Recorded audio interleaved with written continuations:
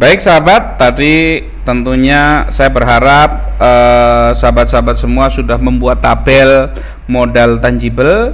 Berikutnya kita akan membuat satu lagi tabel yang disebut dengan tabel modal intangible.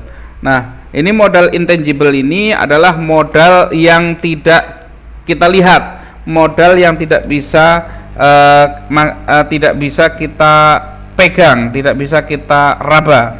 Karena modal intangible itu adalah modal yang ada di diri kita atau di sekitar kita, tetapi bentuknya adalah bukan produk fisik, gitu ya, bukan produk fisik.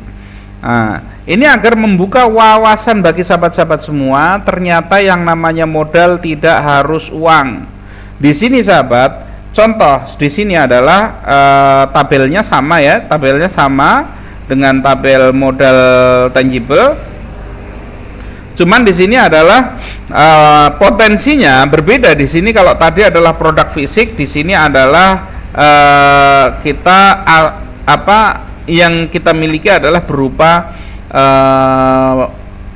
potensi non fisik. Contohnya di sini terampil bahasa Inggris. Oh, saya itu bisa bahasa Inggris, atau saya guru matematika dan lain sebagainya. Maka keterampilan ini selama ini sudah jadi aset atau jadi liability. Nah, ini sederhana saja, kita agak ekstrim bahasnya, walaupun ini keterampilan bisa kita anggap liability. Nah, karena ini untuk analisis agar lebih mudah. Nah, bahasa Inggris, matematik dan lain sebagainya, kita pernah kuliah, kita pernah ikut kursus, kita hobi misalkan, kita punya keterampilan. Selama ini apakah menghasilkan uang atau tidak? Kalau bahasa Inggris kita nggak menghasilkan uang, matematik kita nggak menghasilkan uang, itu ya, atau pelajaran-pelajaran itu nggak menghasilkan uang untuk kita anggap itu adalah liability. Maka kita harus ubah keterampilan kita menjadi aset. Cara merubahnya menjadi aset dengan mengeksplorasi, yaitu dengan memungkinkan adalah misalkan di sini adalah kita bikin kursus, bikin privat dan lain-lain. Karena keterampilan kita adalah bahasa Inggris, matematik, bahasa Indonesia atau lain-lain, gitu ya. Kita bisa bikin bimbingan belajar, misalkan seperti itu. Nah, ini adalah potensi, kemudian plan rencananya adalah seperti ini. Atau mungkin sahabat suka bikin kue, bikin roti, bikin makanan. Selama ini ngapain? Cuman bikin buat sendiri, dimakan sendiri, dimakan keluarga, dimakan orang, kasihkan orang. Nah, maka ini akan menjadi pengeluaran yang kita sebut liability. Kalau hari ini keterampilan kita membuat kue, membuat roti, membuat makanan itu adalah untuk menghasilkan uang, maka di sini akan menjadi aset. Nah, di sini bagaimana? Ya bisa di sini kita bikin misalkan bikin catering untuk pesanan, bikin toko roti atau pesanan roti dan lain sebagainya, bisa, atau makanan bisa. Nah, kita rubah ini kita rubah.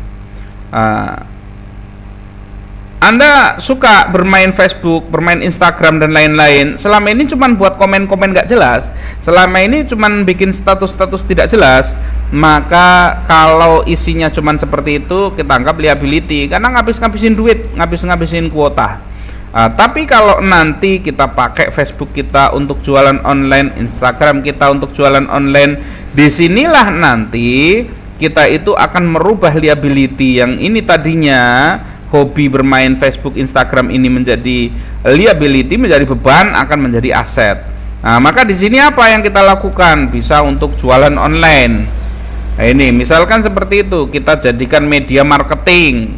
Nah, atau kita suka bercocok tanam, misal tanam bunga dan lain-lain. Kenapa ini enggak kita jadikan liability ini menjadi aset?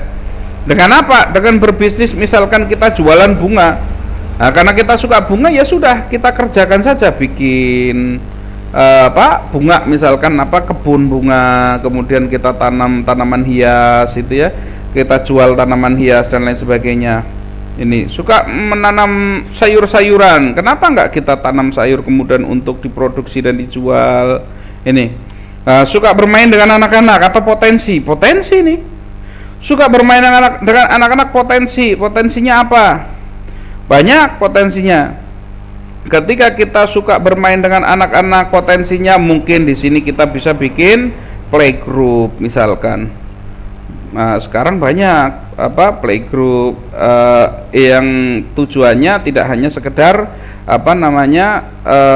belajar, tetapi juga sebagai kadang orang tua sibuk itu, sehingga selain dititipkan juga sebagai sarana edukasi.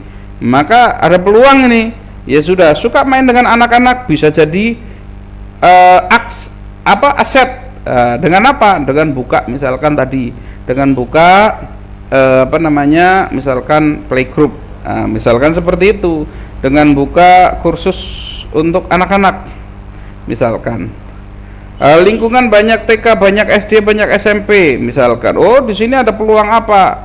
Oh, peluangnya banyak. Peluangnya tadi ya, kita bisa bikin bimbingan belajar, kita bisa mengadakan privat dan lain sebagainya.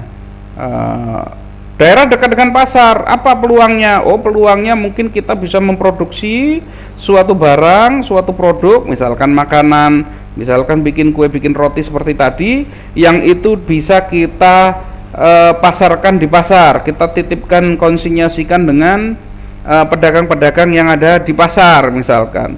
Nah, ini peluang, ini peluang. Jadi tidak harus selalu yang kita miliki dekat pasar. Ini adalah kondisi lingkungan. Nah, ini maka peluang juga. Punya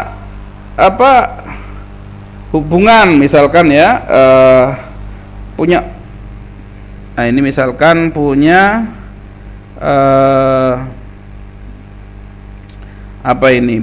misalkan punya teman yang kuliah di kampus atau di perguruan tinggi, misalkan seperti ini.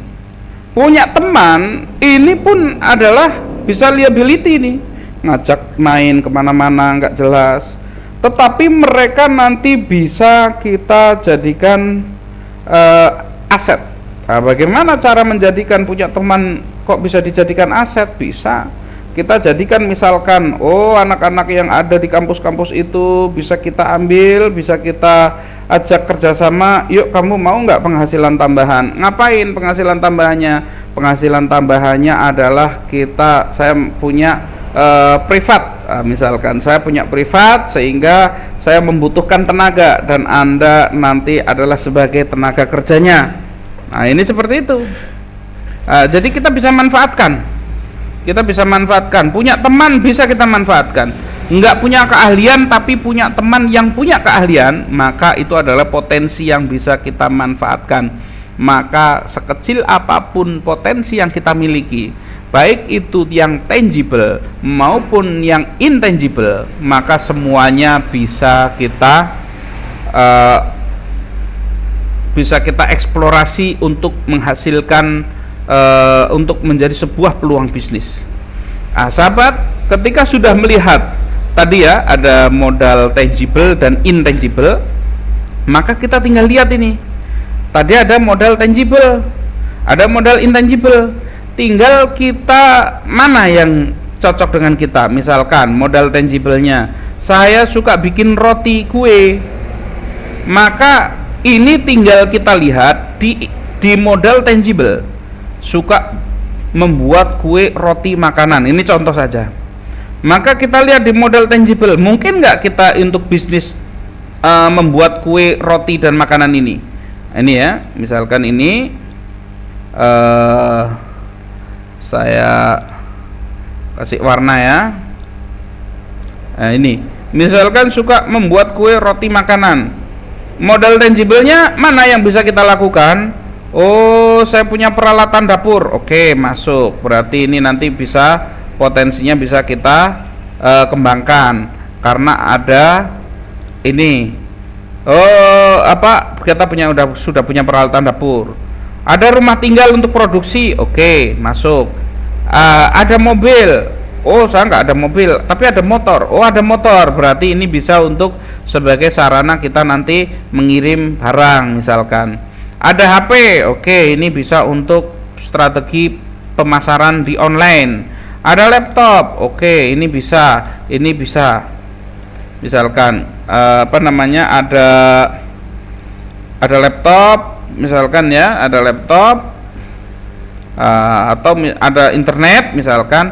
Lah, berarti ini mendukung, karena kita mau usaha bikin kue, roti atau makanan, kemudian secara tangible-nya kita sudah ada rumah tinggal untuk tempat produksi, motor untuk ngirim-ngirim barangnya, HP untuk promosi online, laptop juga untuk promosi online, internet speedy misalkan atau punya modem adalah untuk akses internetnya untuk melakukan promosi online, peralatan dapur adalah untuk membuat makanannya, produksi. Maka berarti ini layak, berarti kita siap untuk jualan, untuk berbisnis kue, misalkan seperti itu. Jadi silahkan untuk sahabat-sahabat, silahkan tentukan satu saja, nggak usah banyak-banyak, itu kan. Saya suka menanam bunga, berarti ini apa, modal intangible-nya suka nanam bunga. Berarti tangible-nya apa? Oh, tangible-nya saya ada halaman rumah ini. Halaman rumah ini, misalkan ini ini ada halaman rumah. Modal ini tadi suka menanam bunga, cocok nggak ini? Cocok, ini sudah ada, berarti sudah ada, ini bisa segera dimulai. Ini sudah bisa segera dimulai. Ini ya, jadi sangat mudah sekali sebenarnya ketika kita itu mau memulai usaha. Silahkan lihat dari tangible dan intangible, silahkan digabungkan, baru kita putuskan mau usaha apa.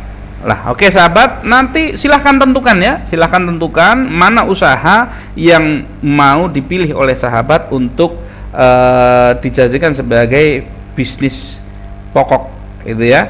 Nah, nanti kita akan belajar bagaimana caranya memarketingkan, karena bikin produk itu mudah sahabat. Yang lebih sulit itu adalah menjual. Bagaimana pasar itu mau menerima produk kita. Oke, kita nanti akan masuk ke